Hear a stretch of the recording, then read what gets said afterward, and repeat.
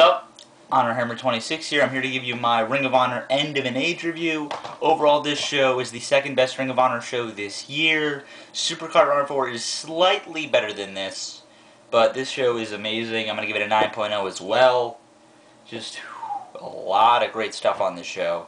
And let's just get right to it. Openers, a 6-man mayhem match featuring Rhett Titus versus Delirious versus Sami Callihan versus Silas Young versus Egotistico Fantastico versus Alex Payne. This match was a great purpose of an opener. It was funny. It was a lot of good spots. It was just a lot of good stuff that you like from a 6-man mayhem. It wasn't like the best one, like the one at Good Times, Great Memories I think was better.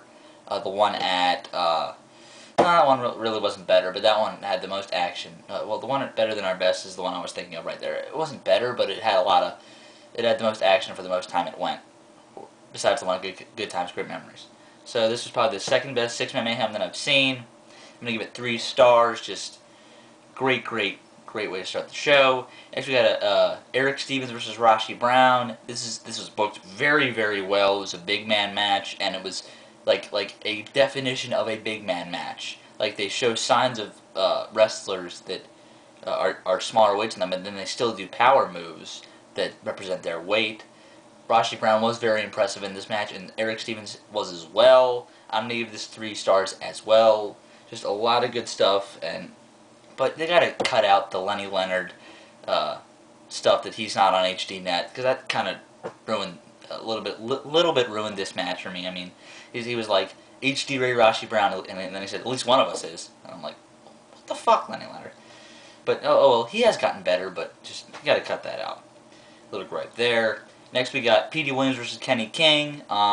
This was again a good match. I expected a little more out of it, to be honest with you, but I felt that Petey Williams did look a little off to me for some reason in this match. Kenny King is a great performer and he held them, but Petey Williams kind of needs a little bit more conditioning to get up to the level where I know he can be in Ring of Honor.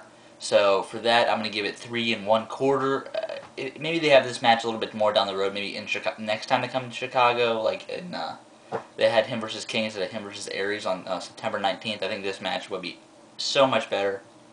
There's that. Then we got match of the night, which this sounds like a match of the night, in KENTA versus Tyler Black. Holy shit! All right. Last night on Skype, while C-Dude was watching this, I heard him mark out time and time again while I'm talking to him about this match. I'm thinking, okay, he told me some of the spots that are going to happen. I'm not going to enjoy this as much. Wrong. I enjoyed it more. This match was so good I completely forgot about every single thing he told me. It was just like, wow. This match is 4.5. It's not enough to make my match of the year countdown, but it still is a very good 4.5. Well, it's kind of a medium. It's kind of a weaker 4.5, but it still is 4.5. A lot of kicks in this match. I was kind of laughing at the beginning because Tyler Black kicked KENTA once, and then KENTA came back and just kicked Tyler Black like 15 times or like 10 times. It was pretty funny in my book, and the crowd really got into it. So that was cool.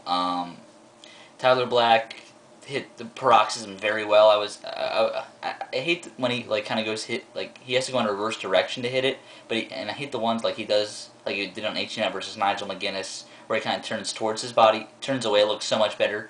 He turned away during the paroxysm in this match. It looked very good. Just a lot of great stuff in this match, and I can't wait to see the rematch because they did hint at it in a video wire after the show, and I think maybe a good show to do it at would be the Canadian show when Kent is returning in Mississauga, Ontario, November 14th. I think that'd be a great date to have the rematch. Alright, then, well, I've got to talk about Ric Flair. This is probably the best Ric Flair speech that has happened on any one of the shows. So there's that. And he talked about Rush Street, and he talked about how he spent like $1 million on it, so that was pretty cool. Then we got the Chicago Street fight. It was very impressive between Colt Cabana, Brent Albright versus the Embassy of Joey Ryan and Claudio Castagnoli. This match was not great, but it was very good. A little bit of a gripe for me. I hate when they kind of go... TNA usually, during some of their pay-per-views and hardcore matches, they usually had like the 2 people spread out, the 2 pairs spread out, and like you can only see one of them at a time. Ring of Honor did do that in the match, so it knocked it down a little bit because of that. So I couldn't see everything in the match, but it was still very, very good. A lot of fluid stuff, and I was pretty shocked that Brent Albright did a jumped into the crowd in the middle at the end of this match, and I'm like, what? First La Mystica and then that? It's just he needs to wrestle like a big man. I mean, he has a style that's very comparable to the Noah guys, and then he does that. So it was still a very good match. Colt Cabana is in his hometown, so that was a great. He did some good stuff that I haven't seen. Like he did like a moonsault from like the ring barrier to like the outside, which was very, very cool. There was a couple of table spots, or there was one table spot, but they used the table a lot before someone went through it, so that was very, very good.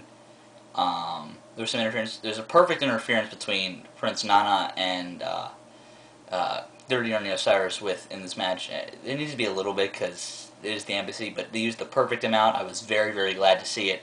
So I'm going to give it 3 3/4 stars. Good job there. It could have been a lot worse. Then we got probably the worst match of the night, and it's not a bad match at all. We got D'Lo Brown versus Roderick Strong. If this wasn't for kind of the crappy ending, this would have been 3 stars, but it had a crappy ending, so I'm going to knock it down to 2 3/4.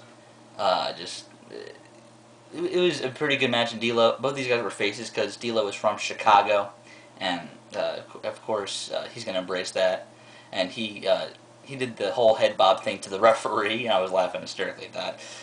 So I like to see a match between these two where they give them a lot of time, maybe because that match would probably be great, but I make it 2 3/4 stars. It was kind of just lackluster, honestly.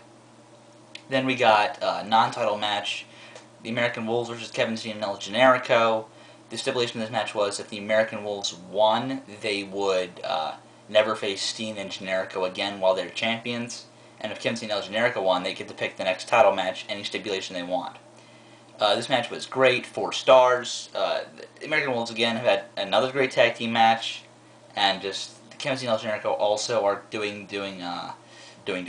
also doing a good job. They have great chemistry, the 4 of them, and obviously Steen and Generico did win this match. I hate to give out spoilers, but they did, and now the ladder war is happening in New York City. So just hopefully that match is awesome. But this match was very, very good, and it was even great. I just loved it because you had kind of the elements from the 7th anniversary show match made that match great, and then the Manhattan Mayhem 3 match, and kind of combined them and made all great, but it wasn't as good as either one. If that makes sense, they kind of combined them, and it was still great, but it wasn't as good as either of the original kind of ones. If that makes any sense.